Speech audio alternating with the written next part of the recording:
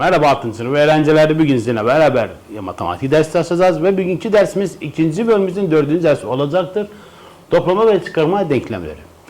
Sevgili öğrenciler, toplama ve çıkarma denklemleri nedir? Bu arada bir tane açıklama vardır ders kitabımızda. Denklem içinde eşitlik işareti olan cümledir. Denklem çözümü ise cümlelerdeki bilinmeyen bulmak demektir. Burada ne yapacağız sevgili öğrenciler? Örnek vardır. Kısaca açıklama yapacağım. Kutunun içinde kaç tane vardır bilinmeyen vardır. Toplamı da ne kadarmış? 9'uymuş. Toplamı da 9'dur. Öyle düşünelim. Tekrar ediyorum. Burada bir tane kutu vardır. Kutunun dışında 5 tane top vardır. Toplamda ne kadarmış? 9'muş. Acaba kutunun içinde ne kadar vardır? Onu bulmak için, bunu bulmak için bu gibi işlemler yapacağız. Tabii ki kutunun içinde ne kadar olacak? 4 tane olacaktır. Zaten örneği de bu şekilde çözüp örneklerle göstermek bu şekilde olacaktır. Çünkü ders kitabı bugünkü çalışmamızda çözümü nasıl yapacağız? Bir örnek ile göstermek, bir de zihinsel, bir de toplama ile çıkarma arasındaki ilişkiyi kullanarak işlemleri çözeceğiz. Bu şekilde bugün yapacağız. Evet. Dediğimiz gibi örnek ile bu şekilde gösterilir. Daha sonra kutunun içinde kaç tane varmış? Tabii ki 4 vardır. Bir de zihinsel vardır. Zihinsel bir de şey vardır. Toplama çıkarma arasındaki ilişkiyi kullanarak şey bulmak. Yani bilinmeyeni. Bilinmeyen de ne ile gösterilir bilinmeyen sayı? Harflerle tabii ki gösterilecektir. X harfi, M harfi, Y harfi, Z harfi, herhangi bir harf olmuşsa herhangi bir harf ve olursa olsun bu şekilde gösterilecektir. Evet, böyle bir çözülüptü. Örneklerde durmayacağım. Hemen direkt çözüme geçiyorum. Sağlamasını yapıyorum. Evet, bu örnekleri çözeceğiz. Aşağıdaki denklemleri örnek vererek çözerim. Bunlara dediğimiz gibi örnek vereceksiniz. Yani örnek üzerinde ben göstermeyeceğim. Aynı bir kutu yapın mesela. Az önce gösterdiğim gibi. Kutunun toplamı 8'dir. 8'dir. Dışarıda da 3 tane vardır. Ama kutunun içinde kaç tane vardır? 3 ile toplanırsa 5 tane vardır. Bunu örnek vererek bunu şey yapmayacağız. Diğer sorumuz aşağıdaki denklemleri zihinsel hesaplama yaparak çözerim. Sevgili öğrenciler, burada dikkat edelim. Şimdi daha şeyi toplama çıkarma arasındaki ilişki olarak çözmek için de söyleyeceğim. Yani bunu da bu şekilde bulabiliriz tabii ki. Bu şekilde bulabiliriz. Yani ne demek? Mesela burada x artı 25 kaç yapar? 30 yapar. Tabii biz bunu genelde daha önceki sınıflarda öğrenmiştik. Toplam verili burada. Toplanan biri verilipti. Diğer toplananı nasıl bulacağız? Toplamdan çıkaracağız. Bunu daha önceki sınıflarda öğrenmiştik. Ama bunu şuna dikkat edin. Sınavda eğer bu gibi soru gelirse, eğer soruda derse denklemleri zihinsel hesaplama yaparak çözerim. Siz direkt hemen gelip ne yapacağız? Burada diyeceksiniz x eşittir kaça? Eşittir 5'e. Evet. Bu zihinsel hesaplamadı. Yani şeye gitmeden, başvurmadan mesela direkt gel 30'dan 25 çıkar buna başvurmadan ya da bunu da yapabilirsiniz. Ama zihinsel olarak 30 eksi 25 kaç olursanız 5. Yani demek ki x'in yerine hangi sayı yazacak? 5 yazılacaktır. Ve sizin şunu söylüyorum. Sınavda eğer gelirse bunu bir şekilde yazıyor. Yalnız x eşittir 5 fakat o kadar. Daha başka işlem yapmayacaksınız. Mesela şimdi burada 46 artı t eşittir 88. Yani 46'nın üzerine kaç eklenirse olur 88. Bunu tabii ki nasıl bulacağız? 46 eğer bu 86 olsaydı mesela 86 olsaydı diyelim ki ne kadardı? 40. Ama 88 yani 42. Yani buraya 42 eklenirse, t'nin yerine 42 eklenirse olur sonuç kaç? 88. Ama siz bunu da bu şekilde yapabilirsiniz. Yani çıkarma işlemi yolunda da yapabilirsiniz. Ama sınavda dediğim gibi o çıkarma işlemi istenilen değil burada ama burada istenilir. Soruya devamlı dikkat edelim. O zaman t'nin yerine yazacak sayı kaçtır? T eşittir. Dediğimiz gibi 42. Diğer sorumuzu çözelim. Y eksi 16 eşittir 14.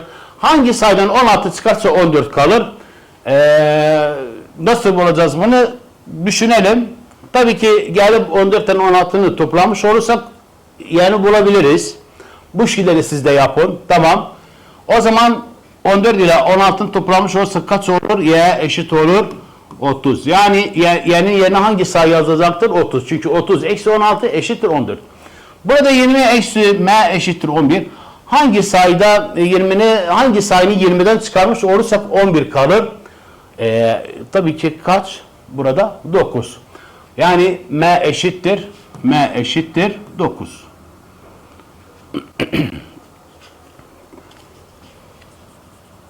Eşittir daha düzgün şekilde yazılsın. M eşittir 9. Demek ki 20'den 9 çıkarmış olursak 11. Eğer sınavda tekrar ediyorum. Soru bu şekilde gelirse zihinsel aşağıdaki deklarayı zihinsel hesaplama yaparak çözerim. Siz yalnız bu kadar yapın yeter. Geçerim dersimize. O da nedir? Aşağıdaki denklemleri toplama ve çıkarma işlemler arasındaki ilişkiyi kullanarak çözerim. Buna dikkat edelim. Bu gibi soruları nasıl çözeceğiz? Evet sevgili hoca dikkat edelim. 37 artı x eşittir 128. Burada istenilen nedir? Neyi bulacağız? Eksi bulacağız. X'in değerini bulacağız. X'in değerini nasıl bulacağız burada? Bu şu demektir. Hangi sayı 37 ile toplanırsa 128 olur. Tamam. O zaman ne yapacağız? Ben çözümler burada yapıyorum. Sizin için daha şey olsun. Açık şekilde yani görünsün. Burada şu şekilde dikkat edelim. Diyeceğiz x eşittir 128 eksi 37. Burada bazı diyecek hocam niye toplama yapmadık? Daha önce dediğim gibi biz işlem yapmadan önce zihinsel düşünmemiz lazımdır. 37 hangi sayıya eklenirse 128 olur. O zaman ne yapmamız lazım? Çıkarma işlem yapmamız lazım. Zaten de soruda öyle diyor. Toplama çıkarma işlem kullanarak çözün. Bu bir. Bir de sevgili öğrenciler 37'yi burada ne yaptım? Eşittirin üzerinden diğer tarafa atlattım. Dikkat edelim. Bakın 37 burada değil miydi? 28'in yanına gitti mi? Gitti.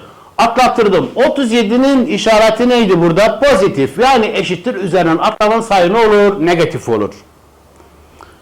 Bu şekilde de düşünebiliriz. Tekrar ediyorum.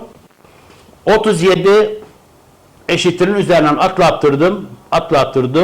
Bu tarafa atlattırdım. Atlattırdığımdan burada 37'nin işareti nedir? Pozitiftir. Ne olur? Ters olur. Negatif. Yani eksi. Burada ne yapacağız? Çıkarma işlemi yapacağız. Ve diyeceğiz x kaç eşittir? 128'den 37 çıkarmış olursak 8 eksi 7 1. Yani 1 alacak buradan. Burası 0 olur. Bir tekrar 2 olur? 12 olur. 12'den 3 kasana kadar kalır. 9 kalır. Abi ona gitmeye gerek yoktu. Hemen direkt sen gel. 12'den zaten bu 12 olacak. 12'den 3 çıkar. 91 kalır. Evet. Diğer sorumuzu çözelim. O da 10. sorumuz. 10. sorumuzda dikkat edelim. Burada f artı 321 eşittir 542. Yani burada bir sayı vardır. 321 ile toplanıp kaç oluptu? 542 oluptu. Tamam. Bunu nasıl yapacağız? Aynı bu şekilde 500 f'ni ilk önce yazalım. F eşittir. F eşittir 542. Ne yaptım burada? Atlattırdım. Eşittirin diğer tarafına eşittirin üzerinden pozitiftir. Ne olur? Negatif çıkarma işlemi yapacağım burada. 321. 542'den 321'i çıkarmış olsak f'nin değerini bulmuş oluruz. Evet. Tabii ki 2 eksi 1 1. 4 eksi 2 2. 5 eksi 3 2. Sonuç kaç oldu burada? 221 oldu. Yani demek ki f'nin yerine yazacak sayı kaçtır? 221. 221 bunu şu demektir. 221 ile 321 toplanırsa sonuç kaç olur? 542 olur. Ve dediğim gibi bu soru bu şekilde olursa istenendir bizden. İşlemi gerek bu şekilde yapmamız lazımdır. Evet. 11. sorumuza geçelim. 11. sorumuzda gördüğünüz gibi eksilen çıkan fark var. Biz daha önceki sınıflarda öğrenmiştik. Eksilenden fark çıkarsa yine çıkanı bulmuş oluruz. Çıkanı bulmuş olmak için eksilenen farkı çıkaracağız. Bir de diğerine sonra geçeceğiz. Bir de fark ile eksileni fark ile çıkanı toplamışız. Eksileni buluruz. Bunu daha önceki sınıflarda öğrenmiştik. Aynı işlem yapacağız burada. Evet. Şimdi ne yapacağız burada? Burada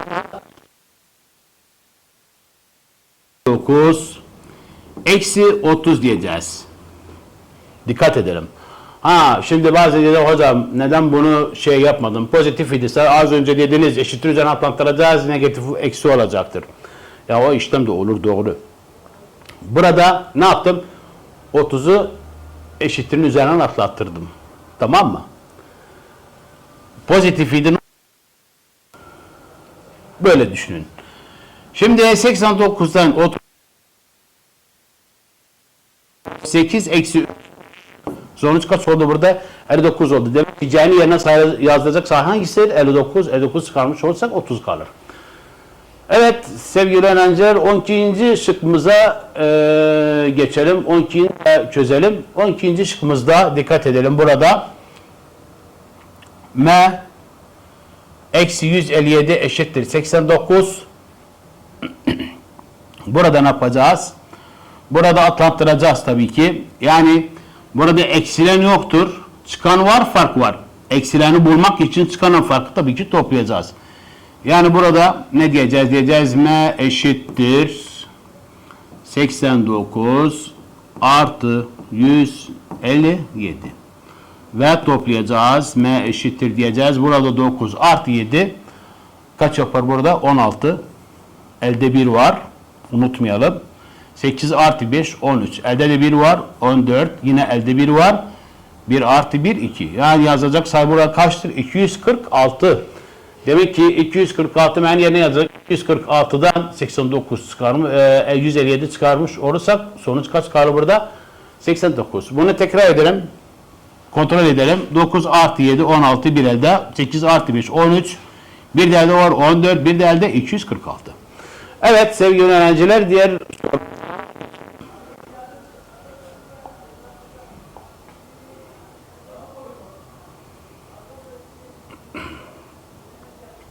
burada diğer sorular çözüyoruma ait olan sorulardır. Aşağıdaki denklemleri örnek vererek çözerim demiş burada. Yine dediğimiz gibi örnek vereceğiz. B artı 5 eşittir 12. Hangi sayını B'nin üzerine eklenmiş olsa 12? Tabii ki 7. Bunu örnek vererek çözmeyeceğiz. Zihinsel hesaplama vardır burada. Aşağıdaki denklemleri zihinsel hesaplama yaparak çözerim demiş. Tamam. Aynı işlem yapacağız burada. Ama dediğim gibi o sizden istenen değil. Yani zihinden hesap yapalım. X artı 35 eşittir 40. Hangi sayının 35'in üzerine eklemiş olursak olur 40? 5. O zaman X eşittir 5. 32 artı t eşittir 54. Hangi sayını 32'nin üzerine eklemiş olursak olur 54. Tabii ki zihinsel hesaplama yapmış olursak 22. Yani t burada t eşittir 22. 22 ile 32 toplamış olsak olur sonuç kaç? 54. Evet. Burada y eksi 13 eşittir 5. Hangi sayıdan 13 çıkarsa 5 kalır burada. Zihinsel hesaplama yapalım. 18. 18'den 13 çıkarsa 5 kalır. Y eşittir 18. Yani yerine yazacak sayı kaçtır burada? 18. Yalnız dediğim gibi tekrar ediyorum. Bu gibi soru gelse yalnız bunlar yazacağız. İşlem yapmayacağız bunun gibi. 40 eksi m eşittir 22. Hangi sayını 40'tan çıkarmış olsak 22 kalır. Eğer 20 kalmış olsa 20 çıkarmış olduk. O zaman yani demek ki 18'i çıkarmış olsak 40'tan sonuç kaç kalır burada? 22 kalır. Evet. M eşittir 18. Çünkü 18 ile dikkat 18 ile 20 toplamış olursak sonuç kaç olur burada? 40 olur. Evet. Aşağıdaki denklemleri toplama ve çıkarma işlemleri arasındaki ilişkiyi kullanarak çözerim. Burada yapmamız şudur. 42 artı x eşittir 151. Ne yapmamız burada lazımdır? Çıkarma işlemi arasındaki ilişkiyi kullanarak çözmemiz lazımdır. X burada çözüyorum. 26. şıkkı burada çözüyorum. Ne yapacağız burada? X eşittir 151 eksi ne yaptık? 42 atlatırdık. Eşittirin üzerinden ne oldu? Negatif oldu. Pozitif idi. Pozitif idi. Öyle düşünelim. 42 pozitif idi. Eşittirin üzerinden atlatırdık. Ne oldu? Tersi olur. Negatif olur. Evet. Ya bu daha kolay yoldan bulmak içindir. Bu söylediğim. Evet. 151'den 42 çıkaralım. Kaç kalır? İsterseniz alt alta yapın. Yani alt alta yapın. Daha sonucu daha doğru bulmuş oluruz. Olur. Siz de öyle yapın. Birden eksi olmaz. Bu kaç olur burada? 4 olur. Bir kaç olur burada? 11. 11'den 2 çıksın. 9. 4 eksi 4 0. 1. Kaç oldu burada? 109. Ya demek ki eksin yerine hangi yazılacaktır burada? 42 ile 109 toplamıştık. Sonuç olur burada kaç? 151 olur. Evet. Ve bunları sileceğim çünkü diğer soruları çözeceğiz. Yerimiz olsun. Diğer sorumuzda S artı 278 eşittir 460. Ne yapacağız burada? S eşittir diyeceğiz. Tamam. Atlattıracağım. Eşittirin üzerine 460 eksi 278. 460 278 eksi sıfırdan 8 olmaz. 5 0 oldu 10. 10 eksi 8 2. 5'ten 7 çıksın olmaz. 3 oldu. 5 oldu. 15. 15'ten 7 çıksın. 8 ve 3'ten 2 çıksın 1. Bu kaçtır? 182. O zaman S eşittir kaça? 182'ye eşittir. Evet. Diğer sorumuzu burada çözeceğim. 28. sorumuz. 28. sorumuz ne yapacağız burada? X eşittir 40'a atlandıracağım eşittirin bu tarafına. 40 pozitiftir, negatif oldu. Eksiye döndü. Ne oldu burada? 60. Yani demek ki eksin yazdığı yerine yazılacak sayı kaçtır burada? 60'tır. Diğer sorumuzda m eksi 101 eşittir 103. Ne yapacağız burada? Bunu burada çözelim. Ya da tahtanı silelim. Buraya çözelim. 29. şıkkı çözüyoruz. Sevgili öğrenciler, m eşittir 303 151'i atlattırdım eşittirin üzerinden orada artı ve m eşittir 3 artı 3 artı 1 4 0 artı 0 0 3 artı 1 4. Sonuç oldu kaç burada? 404. M eşittir 404. Evet. Diğer sorularımıza geçelim sevgili öğrenciler. Buradaki sorular. Aşağıdaki problemi temsil eden denklemleri yazarım. Daha sonra onları çözerim. Evet. 30. şıkkımızı çözelim. 38 eksi bir sayı eşittir 17.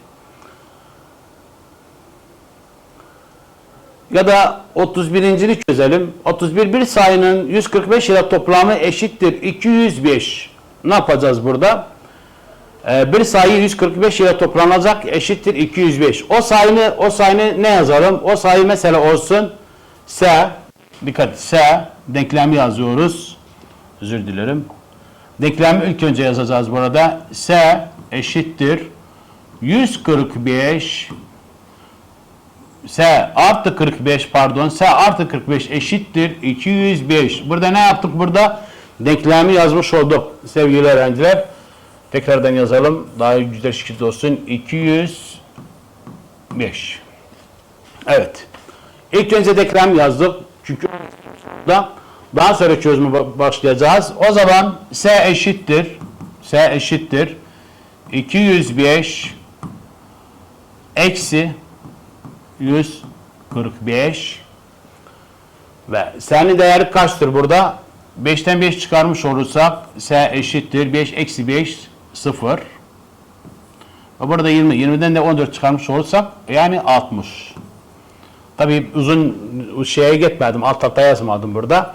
Yani burada 0 kaç olur? 1 almış olursak bu 1 olur. Burada 0 10 olur. 10 eksi 4 60. Ona gerek yoktur. Evet. S eşittir 60. Evet. Bunu öyle istemiş sorularda bu şekilde çözmemiz lazımdır. Evet. Diğer şıkkı çözelim. Diğer şıkkımız olsun 52. şıkkımız 32. şıkkımız 51 sayısından 9 fazla olan bir sayı. 51 sayısından 9 fazla olan bir sayı. O sayını ne yapacağız? O sayını bir harf ile gösterelim. 32 şıkta mesela şöyle olsun. Burada yazalım. L bu şu demektir. İntegral denklemi yazıyoruz. L eksi 51 eşittir 9. Denklemi bu şekilde yazacağız. Çünkü neden? 51 sayısından 9 fazla olan bir sayı. Şimdi ne yapacağız burada? L'nin değerini bulmak için L eşittir. Burada devam ediyorum. L eşittir 9 artı 51 ve eşittir 60. Evet. Zaten 51'den 60, 51'den kaç fazladır burada? 9 fazladır. Evet. Diğer sorumuzu çözelim. O da 34. sorumuz olsun. Bir sayıya ya da 33. soruda bir sayıya 20 eklenince 49 olur. Bu da çok kolay olduğu için çözmeyeceğiz. O yüzden yani çözmüyorum. Tamam olsun da sayı 20 eklenince 49 olur. Yani bunu da şu şekilde ifade edebiliriz. M artı 20 eşittir 49. O zaman M 20'nin üzerine kaç eklenmiş olur 49? Tabii ki 29. Yani devam ediyorum burada. M eşittir. Burada 20'ni atlatacağız. Yani 49 eksi 20 diyeceğiz ve eşittir. 9'dan 0 çıksın 9, 4'ten 2 çıksın 2. Yani 29. Yani hemen yerine yazacak sayı kaçtır burada? 29'dur. Çünkü bir sayıya 20 eklense yani 29'a burada düşünün 29'a 20 eklenince 49 olur. Evet. Diğer sorumuzu çözelim. Burada bir problem vardır.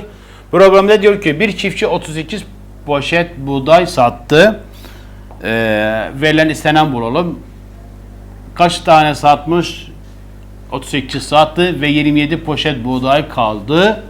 Buna göre demiş çiftçinin kaç poşet buğdayı vardır? Bir de problem temsil eden denklemi yazarım demiş. Denklem yazacağız burada. Daha sonra bu denklemi çözerim. Evet. Kaç tane varmış ya da kaç tane sattı? Sattığını 38'dir. 27 kaldı. O zaman kaç tanesi vardır onu harfle göstereceğiz. Tabii ki denklem yazacağız burada. Ne harfiyle gösterelim? Yani ne olur burada? N eksi 38 eşittir 27. Denklemi bu şekilde yazacağız. Nedir burada? Olan buğda 38 saklandır, 27 de kalandır. O zaman ne eşittir neye? Ne eşittir? Ne yapacağız burada? 27 ile 38'i toplayacağız. 7 artı 8 15 bir elde var. 2 artı 3 5 bir de elde var 65. Yani demek ki çiftçinin kaç tane poşet buğdası varmış? 65 poşet buğdası varmış.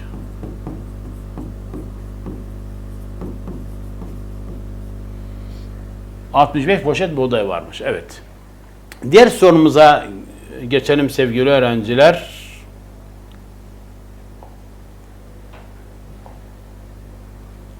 Burada düşünüyorum ait matematiksel gerekçe vardır. X artı 15 dikkat edelim. X artı 15 eşittir 24 ve X eksi Y eşittir 6. Tamam.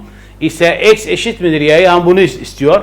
ifadesi doğru mudur? Cevabımı gerçekleştirelim. Öyle demiş. Evet, ne yapacağız burada? X artı 15 eşittir kaça burada? 24. Tamam. X'in değerini bulalım. X'in değerini bulmak için X eşittir 24 eksi 15 ve eşittir. Burada X kaça?